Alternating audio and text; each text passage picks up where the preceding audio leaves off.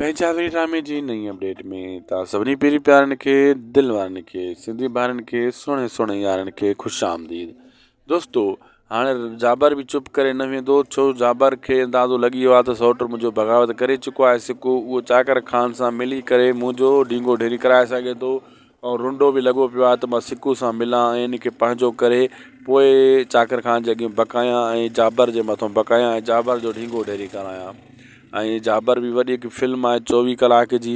हाणे जाबर छा कंदो, कंहिं न कंहिं खे पूरो कंदो। जी हाँ दोस्तो, कंहिं न कंहिंजो ढींगो ढेरी कंदो जाबर ऐं पोइ कम खे वधाइण जी कोशिशि कंदो, जीअं मुंहिंजे मथां इल्ज़ाम को बि न अचे, मुंहिंजा दुश्मन बि आहिस्ता आहिस्ता आहिस्ता पूरा थी वञनि। इहा कोशिशि कंदो जाबर ख़ान ऐं पोइ धमाका थींदा। लेकिन चाकर ख़ान जेका गेम उछली आहे इन्हनि खे पाण में विढ़ाए करे उन में आहिस्ता आहिस्ता हू कामयाबु थींदो नज़र अचे पियो।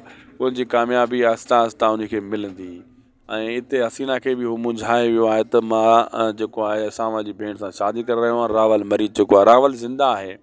हसीना खे सबूत इहो ॾिनई त बाबा सांवल जी भेण मोहबत कंदी मुंहिंजे भाउ सां, उहो त मरी चुको आहे, मां शादी कंदुमि। तॾहिं हसीना खे यकीन थियो आहे वाक़ई उहो मरी चुको आहे, लेकिन मरी न चुको आहे, उहो ज़िंदा आहे।